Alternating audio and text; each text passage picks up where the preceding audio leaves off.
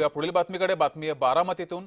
बारामतीतल्या स्वरूपोचार रुग्णालयाला अजित पवारांचं नाव देऊ नका अशी मागणी धनगर समाजाने केलेली आहे। अजित पवारांचं नाव देण्यास धनगरांनी विरोध केलेला आहे। अहिल्यादेवी होळकर वैद्यकीय महाविद्यालयातील हे स्वरूपोचार रुग्णालय आहे। बारामतीमध्ये धनगर समाजामध्ये दोन वेगवेगळ्या भूमिका सुद्धा या निमित्ताने समोर आल्या।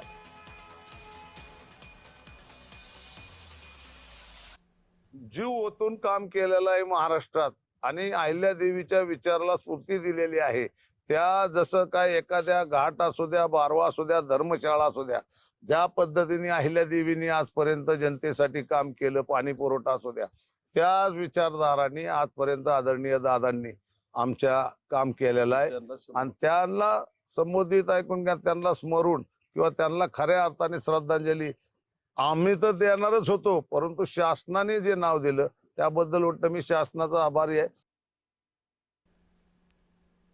आपल्यासोबत नवनाथ बोरकर आपल्या बारामतीचे प्रतिनिधी जोडलेले आहेत। नवनाथ, खरं तर या रुग्णालयाला आधीच नाव दिलेलं आहे, तेव्हा धनगर समाजाने कोणताही आक्षेप घेतला नाही। आताच अचानक धनगर समाज आक्रमक होण्याचं कारण काय?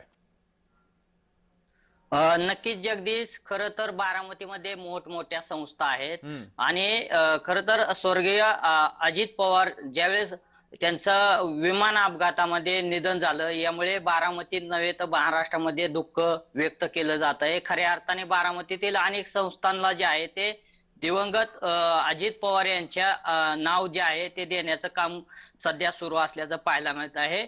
आणि अशाच पद्धतीने 2 मार्चला जो आहे तो वैद्यकीय शिक्षण विभागाने जे आहे तो GR काढलेला आहे।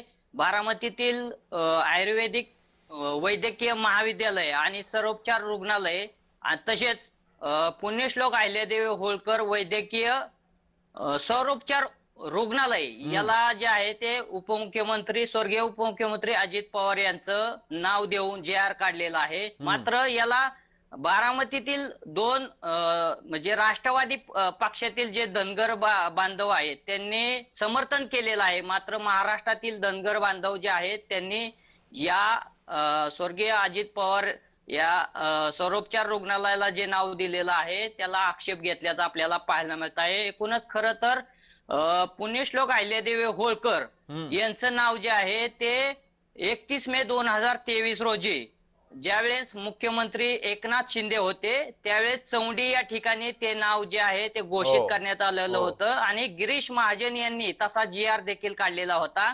खरं तर त्याच वेळेस धनगर बांधवातील एक ऍडव्होकेट गोविंद देवकते आहेत, त्यांनी 7/6/2023 ला या वैद्यकीय महाविद्यालय आणि सर्वोपचार रुग्णालय याला पुण्यश्लोक अहिल्यादेवी होळकर यांचं नाव देण्यात यावं तसे पत्र व्यवहार देखील मात्र आता नाव अजित पवारांचं दिल्यानंतर हा धनगर समाज आक्रमक झालेला आहे आणि नाव देऊ नये अशी मागणी केलेली आहे। नवनाथ, तुम्ही असेच जोडलेले राहा।